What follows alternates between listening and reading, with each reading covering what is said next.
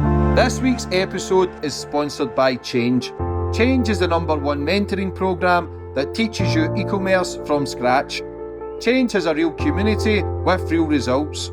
I have been working with Ryan for many years now and have attended many of his events and retreats across the world and got to meet members and the amazing community of like-minded people. Ryan works with a lot of big names in the business world, helping them build online businesses and e-commerce. Change offers personal one-on-one support, no experience needed, but like anything, this takes time and is not a get-rich-quick scheme. If you put the work in, you will get the results. E-commerce and online shopping is getting bigger and bigger. This is a great opportunity for anyone that is looking for financial freedom. For more information, go follow Ryan on Instagram at RyanJB, and he will guide you through the steps to help you get started and build a successful online business.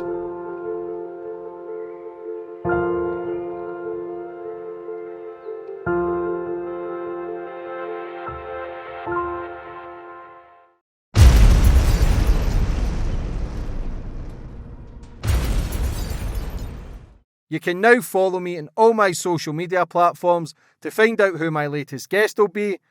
And don't forget to click the subscribe button and the notifications bell so you're notified for when my next podcast goes live.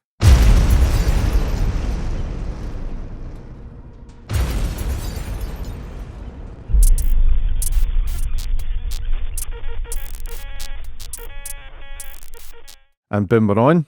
And today's guest, we've got Shyam Batra. Shyam, how are we? Nice to meet you, James. Good to see you, brother. And you. Long due. Yeah. Long overdue. Yeah. You're a busy boy. Yeah, I'm busy. You were on my good friend Liam Tuss podcast. Yeah. Very interesting. Yeah. You ran for Mayor 2024, London, speaking about 15-minute cities, which for me is all part of the control. You're also a believer in UFOs, aliens.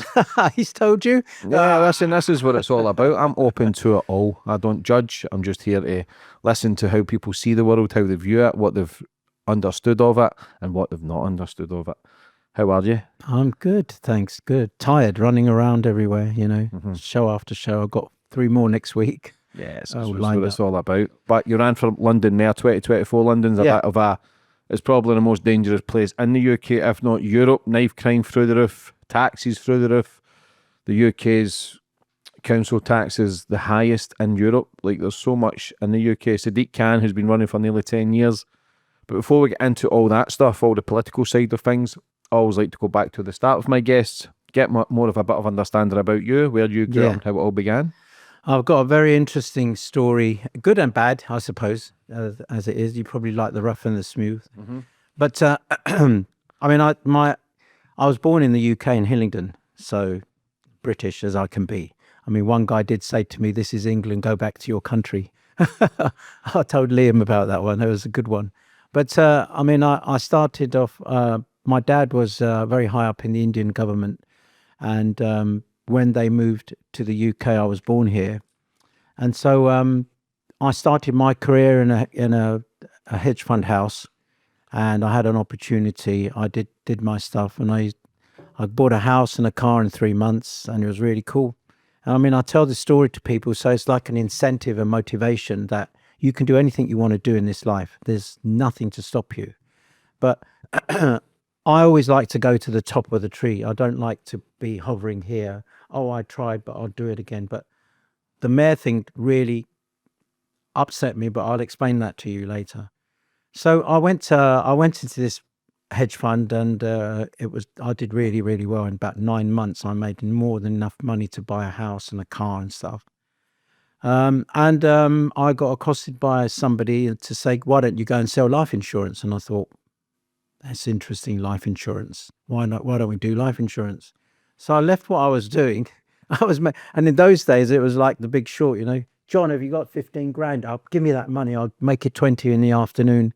It was all by phone. There was no telephones, nothing, right? Yeah, and those days were true. They were good because you could start in the morning, in the afternoon. You've now just made like 100 grand for the company, just like that. And people were investing and investing and investing, because money has always been a difficult game, because the banks, as you know, they're not real. We can say that. the buildings are the same. They're the same. They never have any money. It's just all borrowed money. And when you get that money, they go and get a loan, and you get a loan. It's not even real. They're just digital numbers, if that's what you want to call it. So from there, I went to do this insurance thing. I really liked it, and I stayed there 15 years. Abbey Life. I don't know if you remember Abbey Life, No. do you? It was a big company, and I reached to the top. And in those days, they had some things like these motivational places, like $1 Million Round Tables. So that meant that you joined this club, and you would go to the US and do your speeches and stuff of how you made it. And there was like top of the table and quarter of the table, meaning there was the top 8 people in the world who were the best sellers of life insurance. And then there was 4, and I was one of them for 3 times a year. And I met this Japanese woman. She could not speak a word of English. She was making like $5 to $10 million a year selling life insurance. And she was like 50, 60 years old in those days. And she just made an absolute fortune. She went and bought planes and all types of stuff. And that just motivated me even more. And I thought, if she can do it, I can do it. Because if you can do something, everyone can do the same. People are just sometimes blinded. Oh, I can't take a risk. Oh, but I got my job at 50 grand a year. I'm doing okay.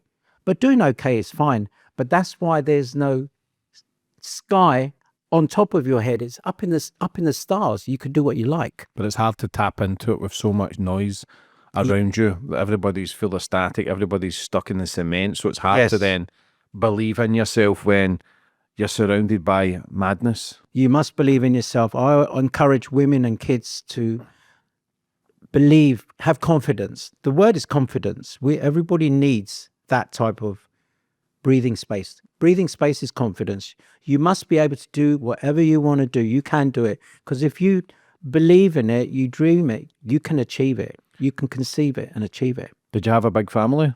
No, I was the only child, unfortunately. My parents passed away quite young when I was young. And sorry to hear that. Yeah, and it was a difficult life I started. I mean, I started off okay, but I could have done with siblings. I could have done with a lot of things. And then you had uncles and aunties who wanted to steal things from you because my dad was very high up in the government. My father passed first, and then my mother passed afterwards. But it was tough because I needed, even though my dad gave me huge grounding as a young child, I remember he had a stick on the table, and I used to look at that stick, not worry about looking at him. I was looking at that stick all the time, and it was going in the ear and staying in that ear because I knew that stick would come up. Not that he ever used it, of course, but that's what parents do for kids, to give them the good grounding and stuff they need. Luckily, things panned out okay. Then I stayed in that business for a very long time, and the company closed down. And before that, a year before that, another company gave me the opportunity because I had a huge client base, and they said, "We'll buy your client base out. We'll give you 2 million. Come and join us." I didn't do it. And they closed the company down the year later. So I then started my own stuff. I went into that for after 15 years, about 10, 12 years, I was doing that business. And during the course of that time, I met Frank Maloney, who is now Kelly. And I entered into the boxing world. And did you know Frank was he like that way inclined before that, or did he like his women? He was married, was he not? Yeah, he was mad on women. Oh, he was married before, and he got divorced. And then I introduced him to a beautiful lady who I knew, and they ended up getting married. Was that a cover-up? No. Frank, because he was never. Look, I don't know, but it must have been. You don't just go from women and then want to be. He was never like that. I used to spend a lot. Because look at Elton John, Freddie Mercury, George Michael. I'm sure they were all married as well. I think it was harder for people to come out then. Nowadays, nobody's asked. I worked for George a long time ago, and Prince, the singer. Mm-hmm. I'll tell you about that. But I mean, look, I never saw any signs at all. And Frank was a true British man, with his flags and everything else, and his voice, it carried him. But he spent a long time with his second wife, and they had 2 kids. And I don't know what happened to him. I read it in the Sun one morning, and I rang him up, and her, or whatever we want to call it. he said, "Oh, if you're coming, make sure you bring me flowers." So I went and bought flowers for him or her at that time. Yeah, you don't want to misgender anyone. You end up in prison now for that. Yeah, but I mean, like, he was we had good friendship. You know, we were good friends. Yeah, your friendship doesn't change because someone Well, decides no, I they mean, want to like, be someone else. Listen, it can be strange for people who've then married and got kids to then a man who's married a woman, got kids. Everybody thinks businessman in the boxing scene, very high up in the boxing scene, to then becoming a woman. You see him on the front page with a wig on, a set of tits. You're thinking, yeah, that is a bit strange. true, Do you know what I'm saying? You're not going to deny it. For me, you think, well, yeah, it's a I fair mean, look, play, but our just- circle was small, so we, you know, when it all came out, I was quite surprised, to say the least, because unless I was blinded, I never saw any signs at all. And we went to lots of places in the world, and you know, Lennox he grew big, so he became the world champion. So, but then I started my own shows after that. I met a guy in Australia, and we did about 20 shows, I think, something like that, from here to Australia. And I built a name as the first Indian boxing promoter, and then I went on from there. And in between that, I met George, I met Prince the singer, and how did you meet George Michael through and Prince? friends we met. And then I did some work with them. But Prince was a really interesting man, difficult man, but interesting man. But like, you know, he'd like say to me, can you get me the whole floor of the Mayfair Hotel, and I want the smallest room. What do you want the smallest room for? You got the whole floor. No, I just want the smallest. And you couldn't speak to this man. He would be a yes and no man. Are you working today? Yes or no? Well, no, there's no in between. The phone goes down, then it comes up and goes. They're characters, aren't they? We're all different characters of life. But I mean, from there, I went into, I had this opportunity to buy hotels, and I went and bought one. This guy couldn't buy it, and I was in the financial side there as well at the time. And I went ahead and bought one in Paddington, 23 rooms. And they were all studios like this, beautiful places, little kitchenettes, shower rooms, and, you know, all separate. And I thought, why can't I rent them out on a daily basis and stuff like that? So I contacted some of the banks. They said, okay, if the valuer says it's worth money, we'll lend you the money. I bought one. Then 18 months later, I went and bought 4 more. It was a bit of a risk. But then the market crashed and everything went wrong for me. So I fought with 1 or 2 banks for about 10, 12 years, and they're so corrupt. That's only when I realized that not only are the banks corrupt, but the whole system behind it is just not even on concrete, it's on mud. It will fall and break at any time. And so they came after me, and unfortunately I lost them, you know, and it was very heartbreaking for me. Even till today now, I'm still fighting a case about the properties that I gave them to. The banks came after me for no reason at all. I was paying their mortgages on time. I was doing about 3 million a year. I was making good money. So how can they take your property without anything? If they want to. They said that, oh, you're running them as hotels. I said, but how am I running them as hotels? They've all got independent studios. I carved all the leases out. All the leases were cut out to 99-year leases. They were all in my name. The company owned the freehold. Well, what was the problem? Is that a crime to have a property and put it out as a hotel? Have you got to have certainly not a crime. certificates or what? Or how's that? What's the purpose Well, I of mean, they were still. You see, today, like here, you could class this as an apart hotel. They're renting this on a daily basis, most probably. I don't know. that? Yeah. But they should be renting it as an apartment on an AST. It's just like stupid laws. They're not even a law, really. But I mean, in July, August, I think Starmer is now going to put in no fault evictions. So you won't be able to get out someone easily on a no fault eviction. If there's no fault, you can't kick the guy out or woman. But if it's your property, you own the rights of it. Doesn't work like that. You know, you go back to the word control. This is what we're getting. I wanted to see this government act as a stabilised government after 14 years with the Tories. You see, the reason is that the systems here in our country, really here, this of all countries in the world, is broken. Everything from the NHS to the mayor's office, Everything is smashed. You get reform in tomorrow, they're going to give you the same thing. They're not going to change. They're not going to change that system because it works for them. They can get money. Look what Johnson did in the COVID. And Farage, they took us out of Brexit, built a house with nothing in it. So you ended up coming out of a union, let's just say, and you had nothing to look forward to. No deals, no nothing. You were completely out on your own. This is what people have got to realize, that you can't keep getting the same mistakes again and again. And what I want to do is I'm possibly going to run for government. If I don't, I'll definitely run for the role of the mayor. But I want to just fix everything. England needs fixing. It doesn't need politics. I call it politics because that's what it is. It's politics. They lie to you all the time. Why do people keep voting then? Why do they think Because that people's a saviour and this is going to change? Nothing changed. Look what Donald Trump has says. Look what Biden says, Obama, Tony Blair, Bush.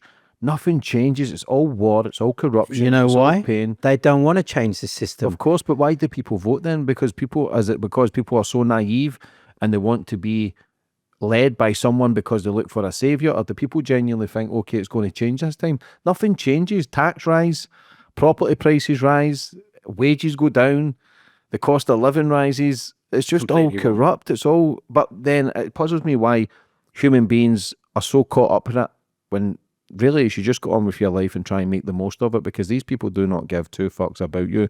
And if you can't see that with Boris Johnson putting everyone in lockdown, but they're all having Christmas parties. Fun. He was sitting in the hospital bed laughing his head off and people think he's dying. I mean, how sick can you be? You know, this man should never, ever come back into politics. He should never be allowed what he did with COVID and the people that under their watch they killed, him and that other guy, Matt, whatever his name is. That's what was his name? The one that's fighting with Andrew Bridgen. My friend. Had the sex name. Hancock. Yeah, he's got a good name. Him and Sadiq Khan and Hancock. They could go in hand in glove. He was telling people to stay 2 meters apart, and he's got the bird behind the door trying to shag her. Like, it's madness. Like how people. But this is the scary thing about humans. We forget very easily. We just move on to the next day because there's just so much news, there's so much content. The streets should be mobbed with people trying to get change, trying to bring down the taxes. They are scared. Look what's happened. You can't now. Listen, there was riots. Well, you can. Yeah, but they were close to riots. There were riots, but they came down hard on people. 2 years for a Facebook post. People, that scares the shit out of people. Women, men, young, old. Some men in his 60s and 70s because they wrote a tweet that he deleted 18 months in prison. Came and got you. It's madness. So it would have scared the shit out of people, but I think they were close to a revolution there. I think people had enough. But now they put the fear back into them where they now don't want to do it. I think people have had enough and they've got it up to here now. They're not up to here. They're up to here because they want a change. A change means not changing your car. Change means the whole perspective of the dynamics of government that you look at today, anywhere in the world, is corrupt. The word corruption, the reason is, I mean, like, I don't know what Trump's going to do now. When I've done international shows for this Ukraine and Russia war and stuff, okay, and what I've seen is that you got to have transparency, not secrecy. It is a must in a government. It doesn't happen here because it's secrecy, not transparency. I mean, I'll come on to what I'm going to do later and I'll explain to you how I've come to this idea in my mind that all I want to do now is to help our people, you and me, because I'm the same person that wants exactly the same things. What do you want? I want a society to live in economic freedom, meaning they don't have to pay taxes. Look, you work with me, pay you 100 grand a year. Out of that money, let's just say 55 to 60,000 is out the door. You're working for somebody else. You're not working for me. Now, this money is called taxes. That taxes goes to the government. But so you park your car outside and you missed the meter and you paid a fine. A fine's turned up at your door. That's your money. This is all your money. Like, this money that they're holding should be in a trust for us. They should be asking us after they receive this money and say, guys, we're thinking of going to Ukraine to help them. What do you think? Should we use our money to help a fellow neighbor? Yes or no? And the people will then say, some will say yes, some will say no. But it's our funds, our money. Look at the city of London, hidden away into a blind trust somewhere. 12 families, no doubt. $700 trillion for 700 years they've had that money up to today. Where's that money? Why are we always in debt? Khan comes in, 18.1 billion a year he gets from the government, and somehow he squanders that money and he's in minus 15 debt. The councils, no money. Where is the money going? I believe that this money is being siphoned off somewhere completely, and we're like begging and borrowing and lending and borrowing more money. I mean, like the other day we paid 6.8 billion to Ukraine on a loan, it says. I don't mind if the families and children were put in safe houses and had to flee and were safe, put into a safety net somewhere. Fine, that's normal business. But to leave people like this and have people like some of these, I don't know what I want to call them, but they house the money, they take the money away. It's all about the money. It isn't about us. And what I want to do is to fix things. This is my job. I'm here to fix. I want to fix our country first. Everything starts here, not anywhere else. And what about the City of London? Like, how deep does that go? Obviously, it has its own policing. It's worth, like you say, trillions. It's got 700 trillion pounds. It's got more money than the world. What is it? Only a mile long? A mile long, yeah. So is the money, most probably. Yeah, and longer. And miles high. But who created the City of London? When was it created?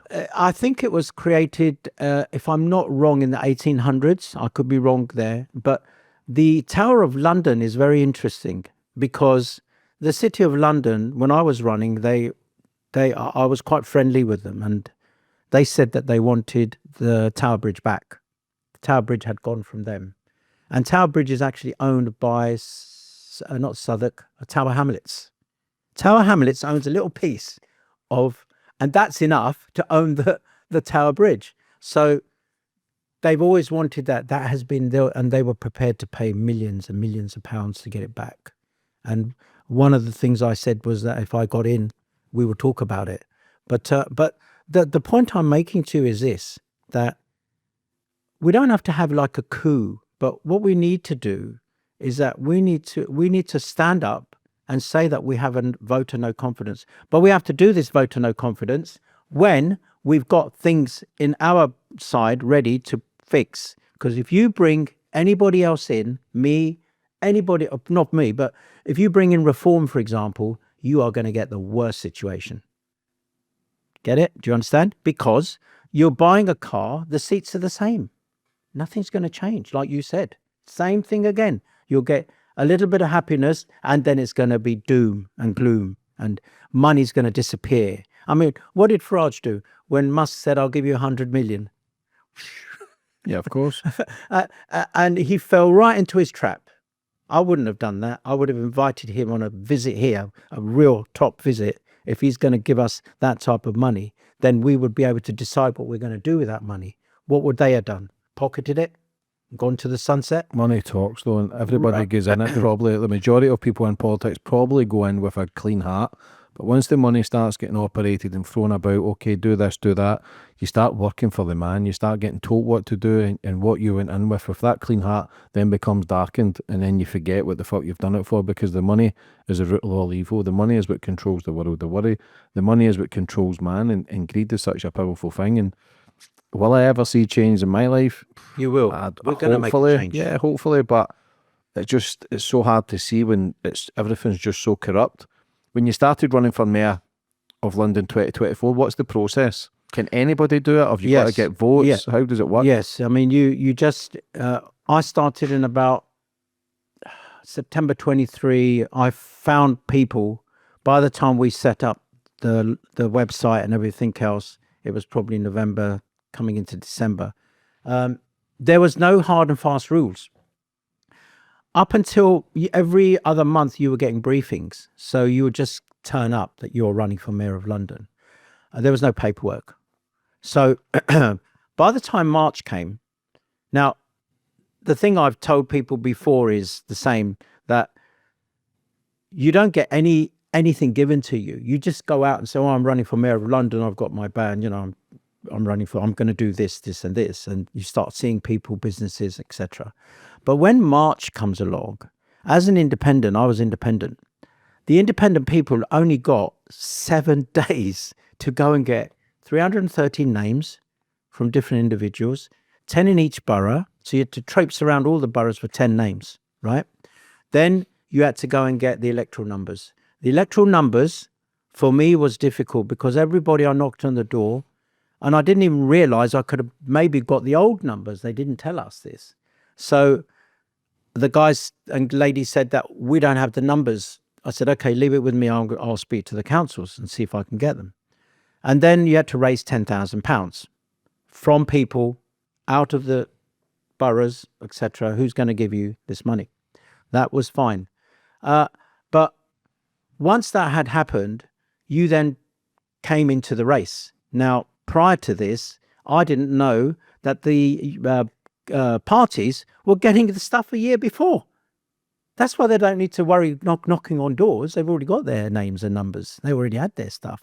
But the independents had to struggle. But what I do know is that City Hall gave the other independents the names, the numbers and everything. They made their life easy and they said, stay in the audience. They didn't even hardly get any exposure anywhere because they wanted him back in. He's the money man. He's the one paying the wages. They don't want to lose the money man who's paying them big wages. They're paying big wages out there. So when that happened, at that time also I launched 15-minute city video, which you may have seen. It's gone to about 40 million. It's on X now.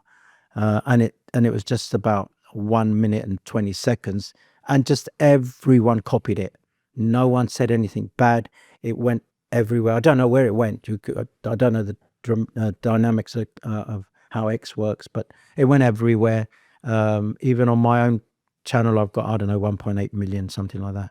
But the thing is this. What did you say? Well, I will tell you. The C40, we'll talk about it next when we finish this bit. But when this all happened, because I didn't get the electoral numbers, they took me out of the race. And I knew, I already had a feeling, because before I ran for any of this, God gave me a signal and said, you've got to go and help people.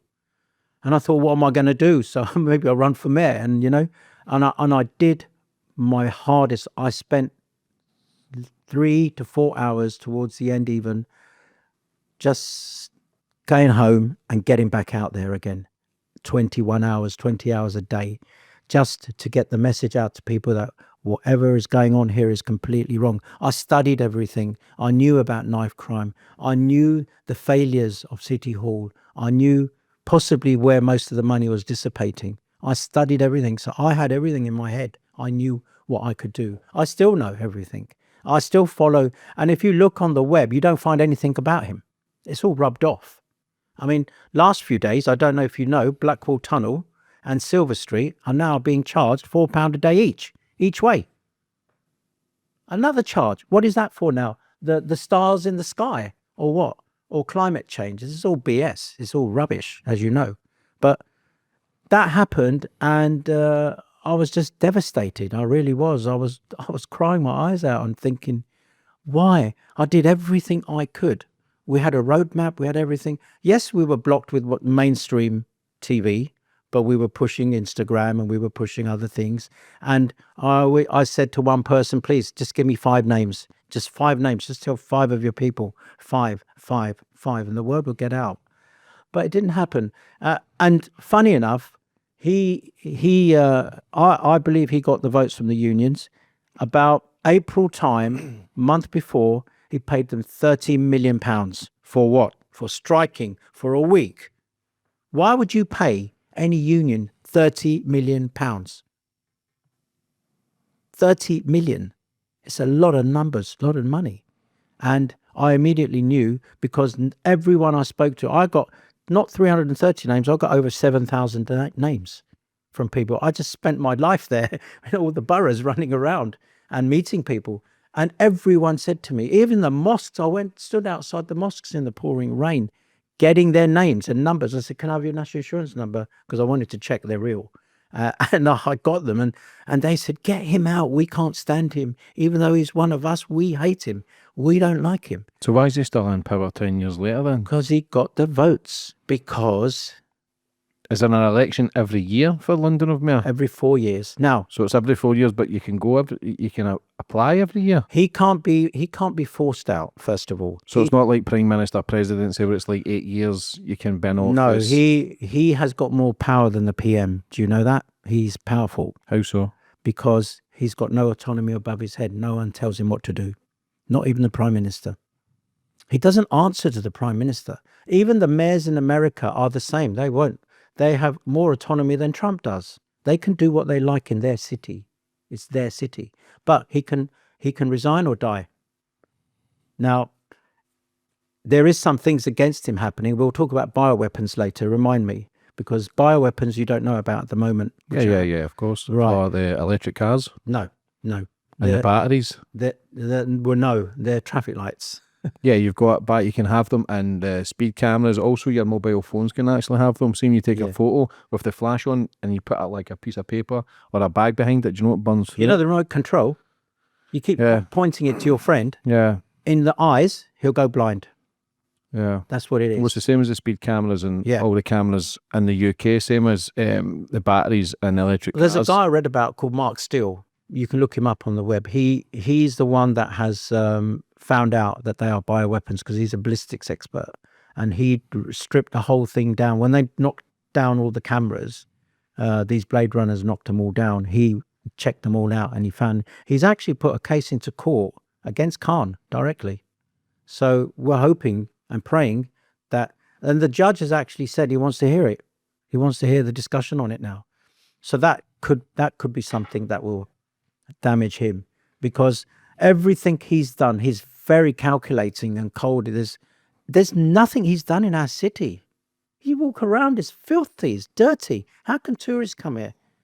People from India are saying the tourist agencies have got a big warning. Don't go to London. You'll get robbed. You'll get knifed. You know, knife crime is through the roof. You talk about knife crime. I used to go to the hospitals. The last leg was the fire brigade, the police. They didn't want to talk to me at all. Oh, you're a mayoral candidate. We've been told not to talk to you. I said, but come on, you've got families at home and stuff. You need to talk to me. It's a vote at the end of the day. You'll all be voting at some point. But, you know, the nurses told me about the knife crime, the atrocities of knife crime. In one of the hospitals alone, 200 to 400 a night. We get 1 or 2 a day told to us. What is this? This is BS. This is not. Are we living in a open prison like I've always said in C40? Because this seems to be the reality. You can't speak. Hate speech. Thought speech now. That guy got put into prison, no, on Monday. He lost his case for thinking about his unborn child. What is happening to us? Should we have an implant here to become a robot? Well, that's like that movie It's sick. with Tom Cruise. Minority Report. Yeah. Why people were going to prison because the machines picked up that they had a thought that they were going to harm someone. So the robots would come and get them and put them in prison. So what happened with that man? He went to prison because of a thought? Yeah, he's there. The judge ruled against him. I don't know what sentence he's got. It didn't say the sentence, but I was listening to the speech he made. I felt really sad for him. Well, there were 6 police officers went through an old couple's door because they were on the school WhatsApp. Yes, and they were I saw, putting a complaint in against the school, or talking bad against the school. Yeah. On the WhatsApp group, Yeah. 6 police officers came to their door. And no charges after that. After all that grueling stress, no charges. I mean, look. Is that to drill more fear into people to remain quiet and just don't ever speak Of course, about I mean, anything? it's just, this is an agenda, like you said, of control. The bottom line is they want to put you away somewhere. You know, the 15-minute city, what's going to happen is once you're locked in that city and you're running your business, you're going to lose it. You're going to submit to the government and say, okay, give me some money and I'll work for you, because you still got to feed families. What message are we giving to our kids? This is why I created City, CITY. Do you know what that is? No. City is communication, infrastructure, transition, and youth. It is a city, a family, and a country. City, right? Because of its acronym. Then I created 4 goals: transparency, not secrecy; prosperity, not poverty; homeowners, not homeless; and champions, not criminals. What else do you need in a family, a country, and a city? Everything fits in the glove, right? And the bits inside you start to fix and repair. And then you start building your city, and your city becomes your family. You know, we are giving a wrong message to our children. What are they going to do when they grow up? Mum, Dad, what are we going to do? If I was Prime Minister, I would have made sure that there is no taxes to pay for people that are working for people. The children from 16 to 21, at 14, 15, governments contact all of the industries and people and bring them into some kind of apprenticeship if they don't want to go to university, right? And that is something that would happen and should happen. Doesn't happen today. There's so much available. Anybody can go and get a job if they really want to get it, you know. But the welfare state kicks in. Now that's being squeezed, and it's going to get squeezed even more. And this is why I am very frustrated. I want to set up the city organisation and give it to the people. It's theirs. It's ours. It's not mine. I don't want to call it a party, because it's not. Party is fun. It's not party. You know, when you become an MP, what do you think happens? You go to all your constituents and say, please vote for me. I'll do everything you say. I promise you. Here's my manifesto. Everything you say on here, you align with, and you want me to vote. You want to vote for. I want your vote. And so, soon as they hit Parliament, what do you think's happened? Member of Parliament. What does that word mean? A member of Parliament. Member of Parliament means like the Masons. It's a club. It's a quiet, friendly, our friends club. Yes? When you go in there, you're told what to do. You are not an outspoken person anymore. You don't represent the constituency you came from. Right?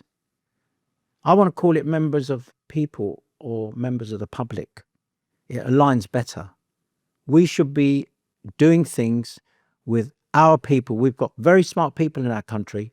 Loads, 70, 80 million people here in this country. And what are we getting out of it?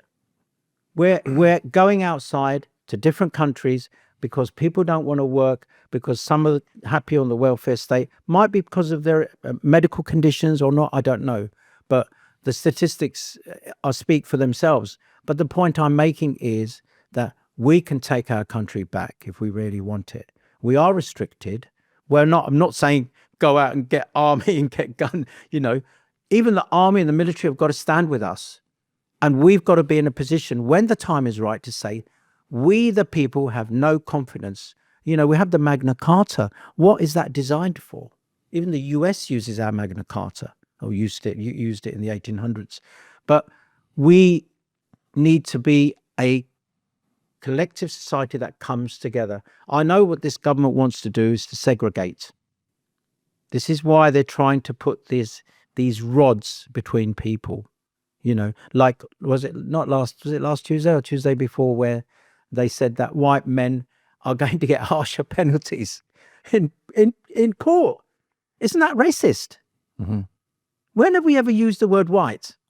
What the hell is all this about now? I have to call you, oh, there's a white man there. I don't know where I am in between. But the point I'm making is this is all wrong. You have to start. Education is another issue. Government should never run education. This is why the system is completely flawed, because now you've got teachers teaching children to become from a boy to a girl and other things. They've got to teach them the things that our parents taught us at home with a stick there. You do as I tell you, son, and this is how you work this out. I'll show you. A boy becomes a man. A girl becomes a woman. You know, the two pluses collide together and children are born. And this is the fact of life. When Trump says there is a man and a woman, he should have said man, woman, and child or something. But at the end of the day, these are the things that we must focus. Going out onto the streets and screaming your head off, showing your banners. They know you're angry, but they never once say in Parliament, we know you did this. What happened to the petition that everyone signed, 4 or 5 million people? That's a lot. Never even got heard. It's wrong. Systems need to be fixed. This is why the city program, I want to create a franchise from it and take it to the world. I'm also international human rights chairman of 54 countries in Africa. Last year, we stopped 335 or 55,000 women from being trafficked. That's in Africa. And children, 55,000 kids, you know. And that's because we're putting harsh measures. Got even more police. We've got police from all over the place in Africa, all different countries. Do you know that? I don't know if you know. But that was to tackle this horrible crime issue of trafficking and women going and, you know, kids. And it's not. And here it's massive. Grooming gangs. Why it comes up now? It comes up every so often like a TV show and then disappears and then comes back again. The police know who they are. Why they're not doing anything about it? You know, why are we stuck being told every day, oh, we're going to get this done, we're going to get that done? Nothing gets done. Prime Minister is the head of a country. He should have a team of people that do different things all the time to fix our country. Potholes are broken, roads are busted, schools, ceilings are falling down. You know, we're living in a third world. You go to India, they're building like New York cities now. I mean, I just can't believe a country that I love so much is like London bridges falling down. You know, it makes no sense to me. This is why when I wake up in the morning, I'm very frustrated to realize that I'm not living a dream. It's reality and something must be done. And I want to do what I can in my power to get it done. This is who I am. Why is the grooming gangs being swept under the carpet? Because there's so much evidence there. And now listen, the UK majority of that stuff comes from white male. So I'm not just targeting it's everywhere. Muslim grooming gangs. It's everywhere. But the high percentage of the grooming gangs is predominantly Pakistani Muslims. So, but it all does. I've spoken to enough people. Sammy Woodhouse. Is that true? Spoke to. Yeah. You got evidence of that? Yeah. The percentage is higher. So I think the Muslim community in the UK, what is it, 4%, 5%? But I think it was about 2.5%, 3%. Yeah, I'm not sure. But the grooming gang stats is from Pakistani Muslims as well, over 90%. So for such a small percentage, so that is massive. But then again, white male paedophiles is also very high, but it's not in grooming gangs. They tend to do it alone. It's not. But the grooming gangs is a high percentage. I heard there's Pakistani quite a few Muslims, European gangs here. I don't know this. Possibly, but I it's don't just really, all this stuff. I don't really care who it is. Yeah, it should all get exposed. Yes. But there does seem a lot of cover. But then again, look at the Jimmy Savile stuff. That was a mega cover up as well. So you can't just target one person or different colours or different religions. But when I spoke to Sammy Woodhouse, they had all the evidence for the Rotherham grooming gangs, but yet nothing got done. If you get one, you get them all. This is what I say. You got to start with one. They don't want to do it because they're scared of disruption, right? But people have got a right to know. We don't want our kids I mean, you talk about grooming gangs. What about these social media Snapchat? It's all young kids on there. Why have we got programs like this that incite even more paedophilia to happen, right? I agree with you. We should all open them up. Mm-hmm. If the government doesn't want to do it, we should open them up. Yeah, I think so. I think Muslims, because it's wrong. Christians, white, brown, pink. No, I don't green, like this. Everybody should be together and fighting to save children, to help children, not sweep it up because they're the same religion as me or they're the same colour as me. Fucking help each other protect the kids from not being harmed, because those kids then have a life sentence. Well, some of these men are not even getting charged. And if they do get charged, sometimes they're out of prison within a year. So sometimes they don't even get prison time. So everybody should be together trying to fight the same disease, but everything's just all divide, and that's why people just hate each other. I'm not targeting Christians or Muslims or white. No, I'm like you. Same. I'm targeting fucking people who harm kids. So we need to be open-minded to it all. Well, And I need to do what we did in Africa, because we stopped a lot of. Before that, there was millions going out. Not joking with you, all different places in the world, Saudi, all over the place. And the thing is that when this thing happens, I mean, they're young kids. I mean, come on, this is really sick, isn't it? It's the sickest thing I know that I can think of, that it has to stop here, because this is underground here. That's why they're not doing anything about it, because they should. We need to grab them, which takes me on to the boats. Our friends, why are we the last stop of the rest of the world? Why is everybody coming to us as the last drop? And if they do come, you don't need to send them to Rwanda or anything. Put them back on a boat and send them back and escort them back. Why do you need to let them? The moment they land on this shore, you arrest them, or they go to a prison cell awaiting trial and they get sent back. But this is just a long-winded waste of money time. As I said on Liam's show, get some bullets, whether they're rubber bullets or not, I don't care. Send them back, send the signal. And why is Starmer not going to see Macron, who is in charge of France, sitting there with Italy behind and all these others, and they saying, we don't want them, but send them all to London, send them all to, because they've got a welfare state we don't have, for example. I mean, no, they go back the same day they came. And there's not just 600 boats, men, all single men coming in. What about Scotland and other places, Wales, and what about all the shores of England? Ireland. Yeah, there's more. We've got loads coming in, loads. And this, I rang LBC on Sunday because I wanted to speak to Ali Miraj, who was on the show, and they won't put me on there because they did a number on me anyway. So that she said, "Oh, what evidence do you have that these are foot soldiers?" I said, "What are you talking about? It's all over the place. It's all in the media. What else are there? They're from the United Nations, being granted to go to every country. It's not just our country. They're everywhere. They're all in different countries." She wouldn't let me in on the show. I think that's rude. Look what they've done to Sweden. Yeah. One of the nicest countries in Europe, possibly the Poland. world. Yeah, well, Poland's 99% white. Like, Poland, don't stop the borders. Poland are the strictest, I think, from letting anyone in.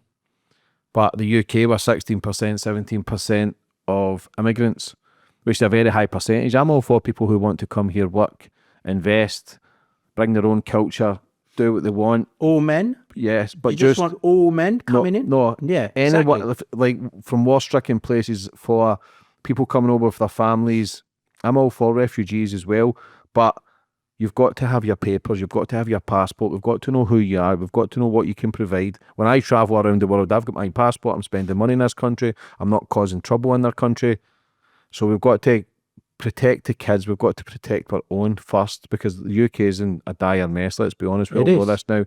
Money's getting sent to Ukraine. What about our own fucking people? What about our own homelessness? What about our own mental health struggles? What about people being evicted? What about people who can't even get a job now? Like, it just all seems very messy. But how would you stop it then? How would you stop it? They say they can stop it within a day.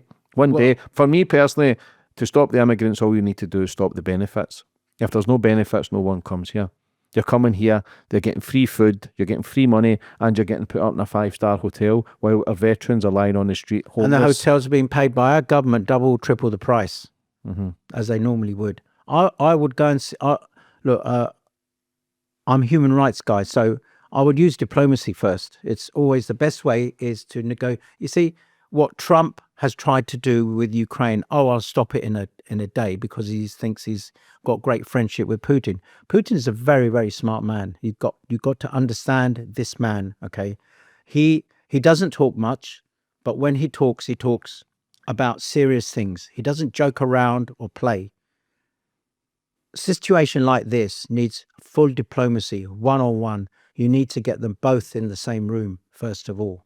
you need to get a deal done and struck and dealt with. Not like this, playing footsie around and playing games with all of this stuff. This is our money. Our money is going out of our country to, no, I'm not just picking on Ukraine, but other countries, for example. We're sending money everywhere for the word aid. There's not even a comeback. You don't even know if the people got the aid in that country or somebody's just pocketed the money. The problem is that I would go to Macron and say to him, send them again one more time. We've had enough, but send them again one more time and we will be throwing bullets to you. Because if you don't want to work with us properly, just because we're not in Europe, that doesn't mean you send them to us because we're the last stop before America. This is completely wrong. Sweden doesn't accept them. Switzerland would never accept them. The United Nations has made a contract with a lot of the countries around the world to send these undocumented people over. Maybe they might turn on us. We don't know. But they are definitely being drilled. Why have they got machine guns and hand grenades in their hotel rooms? Do you know that? No. It's on the web as well. It's information that's there. It's all facts. Why is it that only men in dark gear keep coming over? I don't see any jeans on them or anything. They're in the same stuff and they're here. Do you think there's more sinister stuff and they could potentially be plants for a potential civil war or a war? We're not the only country, as I said to you. You go to India, they're there. You go to Japan, they're there. You go to Europe, they're there. France, they're there. Why? What I'm saying to you is that regardless of why they're coming here or what they're doing here, send them back. We don't need them. We've got enough headaches in our own country to fix. We can't be having these people hiding away in hotels. No one's seeing them. Suddenly they get free bus passes and they can go out and travel. What is this? This is complete garbage. Mayor of London gives them free travel. I mean, come on. This all has to really stop. I love your shows, right? And I know you dig deep into people, but this is serious stuff. The most serious out of all is the things that are happening in our country that we need to wake people up and highlight. Because we are doing it now. People like you and me and Liam, we are really waking people up because they're realizing, God, what are we going to do? But what can we do? Because nowadays when people are speaking out or trying to expose it, they're getting sent to prison. So it does scare people. So what can actually people do? And why is it the government letting it happen? Is there something more behind it? Is there a bigger plan and a bigger picture that they're trying to do? Like, I don't know it myself. I've got my own conclusions, but I'm not 100%. So to put that out there, I could be wrong. Do you know what I'm saying? But do you think there's a bigger picture why it's been allowed to happen? What do you think it is? I can't see in our country, where is our army, first of all? I've not seen our army. Even a year in and year out, like Russia in May, they're going to have this 2-day festival of all of their machine guns, their planes, their rocket ships, the tanks. Where is our stuff? I'm quite worried about our country. I don't think over the years that we spent any money on building our arms and everything else. We've got broken down ships on River Thames, which don't go anywhere. I mean, if someone comes to, what if France and Germany invade us tomorrow? Let's just say, what are we going to do? Nothing. Yeah, we're stuck because we don't even have an army here as such. I think we've only got 150,000 troops. If you go to America, maybe in Gibraltar. Yeah, I think America's well over 1 million. Russia's well over 1.5 million. Oh, yeah. China's well over 2 million. So we are very short in numbers, low in numbers, where if we get invaded, we're going to struggle. But UK's been the biggest force in the world for as long as I can remember. For the books that I've read, listen, they've invaded over 90% of this planet. They were a strong force. Now has a tide turn. If China and Russia get together, what could potentially happen? Do you know what I'm saying? Where, like I say, with these borders getting crossed by so many different people, is it something more planned that the UK could potentially be a target for a war? I spoke to a general yesterday in India. He just retired.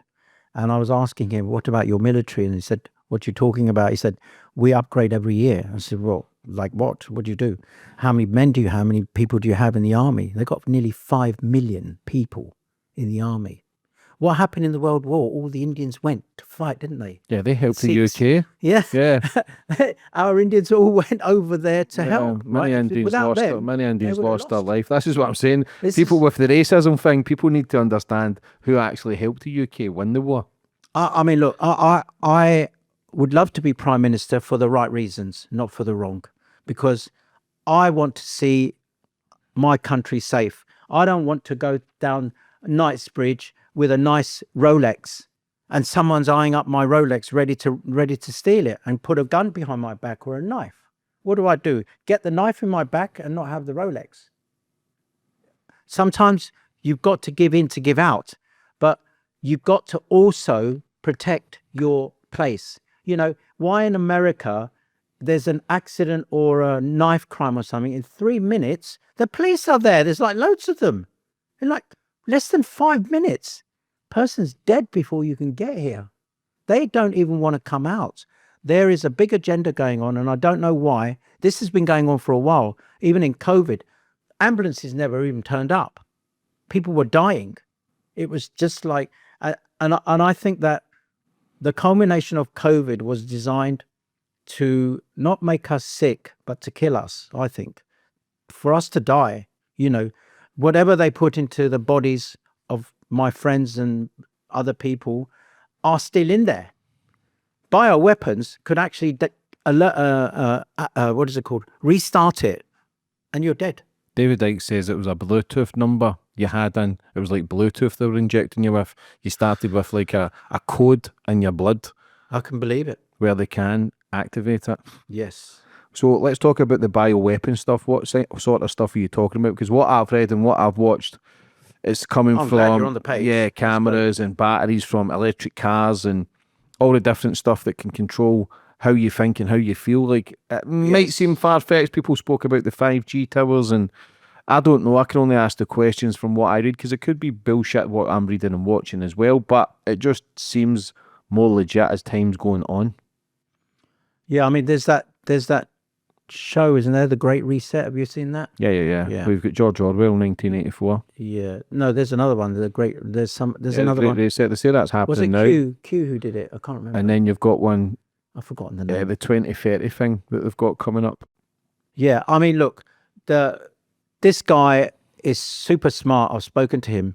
He is streets ahead of this stuff. I mean, I didn't understand it first, but then I realized that my remote control, I've got one at home. It's a bioweapon. You keep pointing it at your dog on the eyes, he will go blind or she will go blind.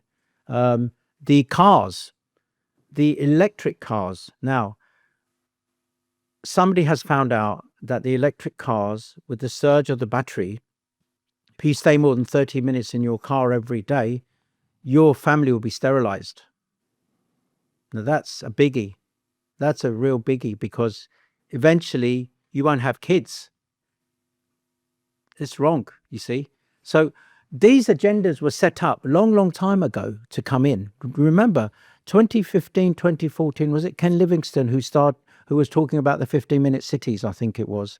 And then from there, as COVID came in, they started creating it. He went to 80 mayors around the world to sign them up with the WEF. Well, that is one of the things that obviously I didn't get in because I said on my video, the last bit of it, I said, I'm going to stop it. This is a hopeless charge. This is not right. You know, we're going to be in an open prison. Those were my ending words. And everybody sided with me and copied it in their languages and sent it all over the place. But it needs to be reinvented again, and so that people understand. But these bioweapons are dangerous things. They're in the lights. They're in the ULEZ cameras. They're not ANPRs, which are the automatic and the facial recognition cameras. Apparently, you're not allowed to look at them. You look at them, you'll get arrested. You don't look at them, you'll get arrested. I mean, I started the first ones in Croydon, I believe, a couple of Sundays ago. Digital currency. That is going to, I want cash back. I want to see cash, real cash. money Yeah, in my cash is pocket. going out the door though. But they've It is. all started the point scoring, and is it China with if you walk the wrong way down the road, they take points off you. If you, Yeah. it's like, but Yeah. this is what they're doing now in the UK. They'll freeze your bank It's accounts full and see control. 40. I think 1984, George Orwell, he stated, "Big Brother's watching." But now we're at that stage where you're not going to be able to move. You can't leave Yeah. 15-minute cities. Yeah. You can travel every 2 or 3 years. Yeah. You can buy certain foods, but it's got to be from us. You can only spend this amount of money. You can't buy your property. You can only rent from us. You're going to own nothing. Yeah. That's the eventual end. Plan. Yeah. Yeah. But that's only 5 years away. Yeah. The plans are getting put into place now. Correct. And with lockdown, Bang on. Yeah, it scares me how dumbed down people are, because people will just go with the flow. Same as being microchipped in the brain. People will believe in it. This is a great idea. They're taking away your consciousness. They're taking away your creative mind of the way how you think and feel. They will own you completely, 100%. What you do, how you think, how you feel, and it's fucking scary. You're talking about. I told you it's the worst thing. Yeah, you are the robot, and petrol cars are getting took away. You can't drive certain places. Yeah. If you've got an electric car, Telsa can press the button and stop your car at any moment. Yes. On this planet. Take you to the police station, whatever. Yep. I mean, in a nutshell, you'll get a calorie controlled diet. You won't be able to drive a petrol or diesel car like you said. You have to buy electric. The electric car will be programmed. And I'm going to send you something on your WhatsApp, which you're going to have a laugh. It is in America, in one of the banks, it's all automated. You want to get your cash out. You've got to put in all these details, your car number, your kid's date of birth, your wife, your information before you get any cash out. I'm going to send it to you. It's a joke. I've never seen anything like this. You can't even go into a bank now and ask for over $5,000. No, it's your without money. or signing for things or come back the next day. They ain't got the money anyway. No, that's what I said. The money's all borrowed. You can't pay for things in Starbucks with money. Everything's all card. We knew this was coming 10 years ago now, but it is coming. I do pay for things in Apple Pay and credit card anyway. I don't really use much cash. The reason the digital currencies actually come in is because, they want to know where you're going, what you're doing, how you're spending your money. And some of my friends now have stopped paying taxes. They're not going to pay. They don't want to pay the taxes to the revenue. Like, you have to pay certain stuff. When you have a buy-to-let property, for example, and you just buy it in your name, you can't claim anything. You can't claim the rent, the interest, the work on the house, the bills you may be paying. It's all coming out of your pocket. They take 20% off you first. That's a joke completely. What you live and learn and see, it reminds me of some of those movies, the futuristic movies where they're all trying to run away. Saudi, if I'm not wrong, if you read about Saudi, I'm sure I'm correct. People have died leaving. They've already set some up there. They've already died. They've been killed. This is a joke. It's for trying to leave Saudi. Yeah, because they've created these and he's going to create this big 20-mile-hour place. I don't know. That is going to be a disaster, I think. What do you think of Elon Musk? Mixed messages. Elon is a very, very bright man, extremely bright man. I mean, he saw Farage coming. He put him in a trap, and that's it. And he wanted to show Trump who he is, and he did. I think there was a lot of jealousy around him at the time. I mean, I like the guy, but he comes up with some very weird things as well, because he's got this ADHD or whatever it is, and 14 kids as well. Or is it 15 now? 13. He'll be hitting 30 soon, I reckon. Yeah. But I mean, I don't know. He's a bit funny, but he's super smart. He's built rockets. He's gone in. Look what he did for Trump's campaign. I don't think anyone in history has done that. 200 million, just like that. 100 million for you here. Money to him. But what I think he has done is that I think he's leveraged the hell out of Tesla. He's borrowed all the money against the shares, and look what's happened to Tesla. So that may fold. But what do I think of him as a man? I don't know. I mean, I find him different to many people. I don't know either, but David, mixed mind. David Icke hates him because obviously with the electric Who? cars, David Icke, Yeah. he's talking about the electric cars and he's saying he was very against all this microchipping, but now he's the ones who is trying to implant it in the brain. So I saw something on Instagram. Did you see it? Somebody's put this thing on the side of their head and their eyes go funny. And like, I mean, this is another, what you said, robotics. yeah, I just think they're all corrupt. I think anybody in Yeah. that sort of power have got to be in the special club, and I just don't Yeah, think. I'm agree. I just can't think. Oh, Trump's a savior, Musk is a failure. No. Savior. I just think they're all fucking flying under the same umbrella.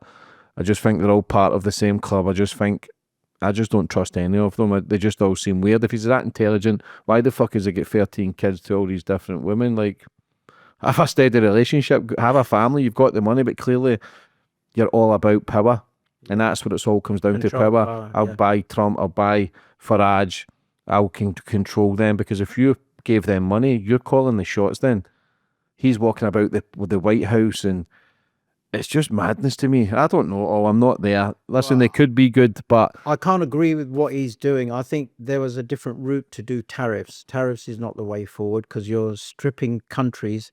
You're piling money into one country for wealth. And what are you going to do with that wealth? You're not going to do a lot with it. What I was working out outside in my mind was, what is he going to do with all the tariffs money that comes in? Is it going into Donald Trump Company Limited or whatever? Or is it, and because he says he wants to give people no more tax. So is he going to pocket this money in return for no more tax? Like kind of thing. Because you can't go mess around with one of the biggest players in the world, which is China. They've really grown in the last 5 years. They're building bridges like you've never seen, from mountain to mountain. How they've done that. And it's not like this, it's like humongous. And the technology, yes, they do have, I think, 600 million cameras everywhere. You are kind of semi in a 15-minute city type thing anyway there as such. And I think people are getting suppressed. But if you're going to mess about, because what did Apple do a few days ago before the tariffs came in? They sent how many plane loads to get phones to avoid the tariffs that Trump is imposing? You know, it's all corrupt.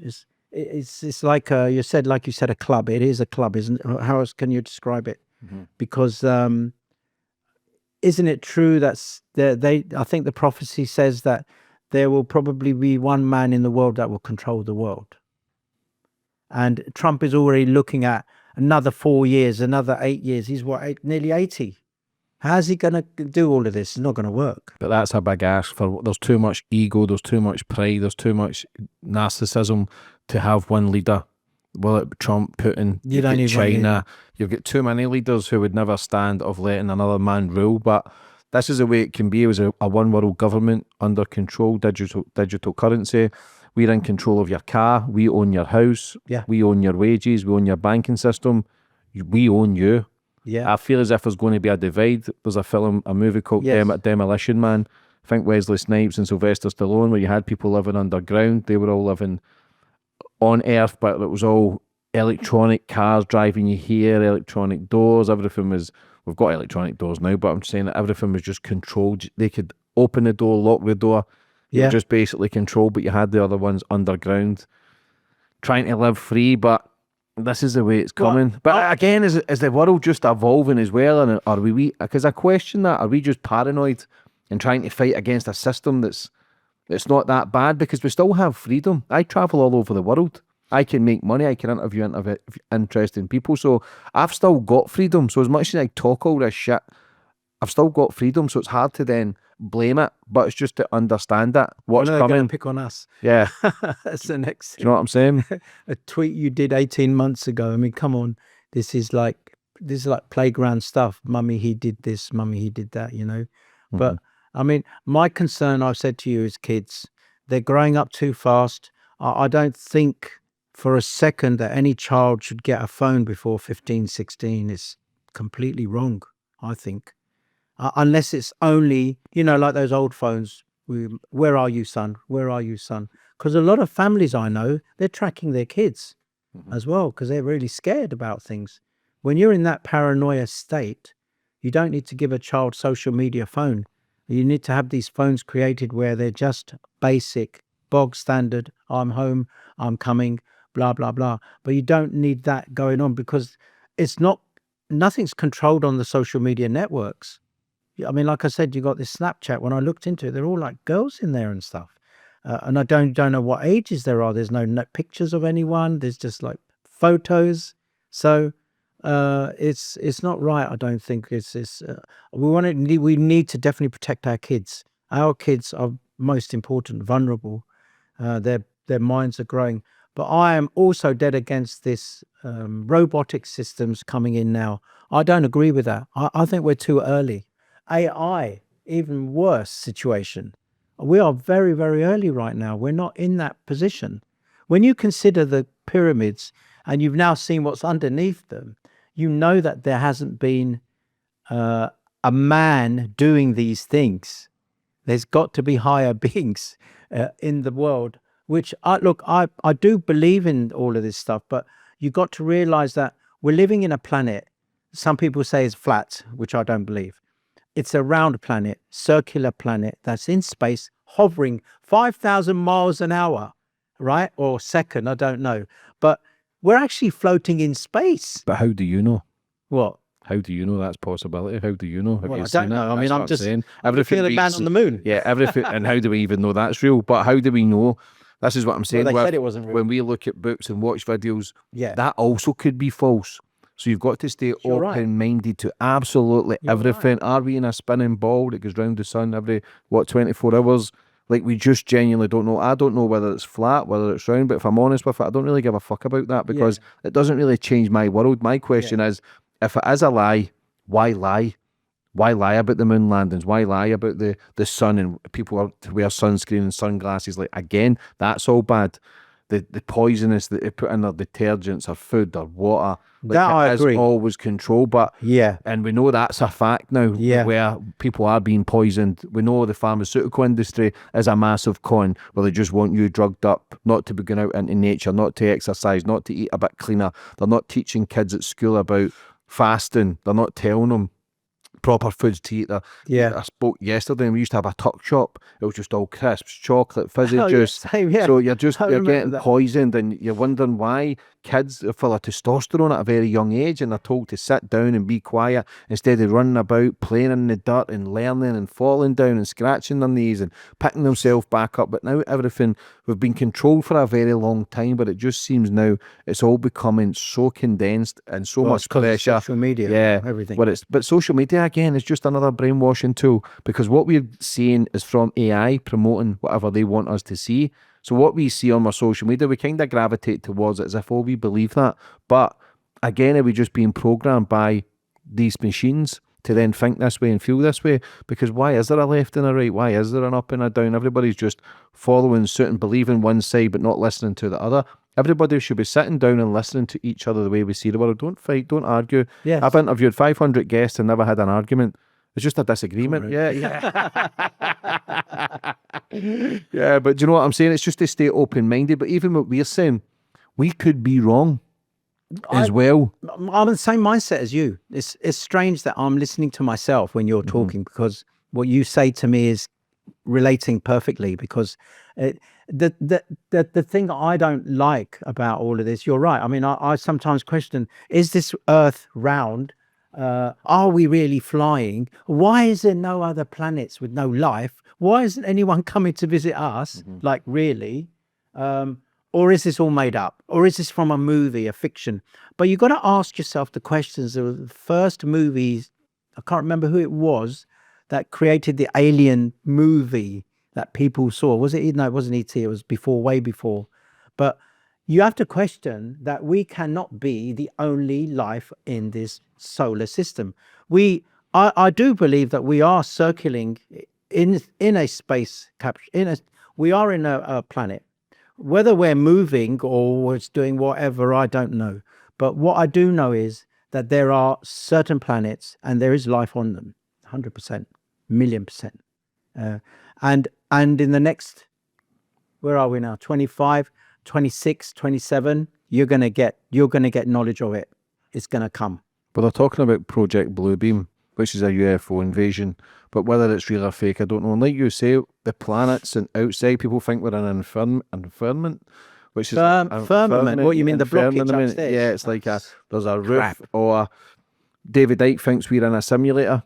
He thinks we're kind of avatars. We kind of create our path before we come here.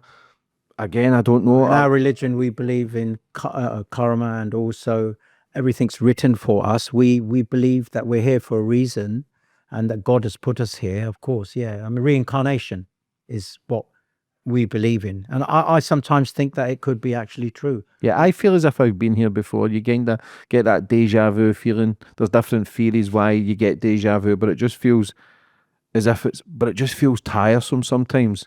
Like, fuck me, like it's not easy being here for anyone, no matter the standard where you're at, no matter how fit you are, no matter how much money you are. Yeah. It's not an easy place to live. It's not an easy place to have surroundings. It's not an easy place to find some peace, because everything's very fast moving. But this is what I said.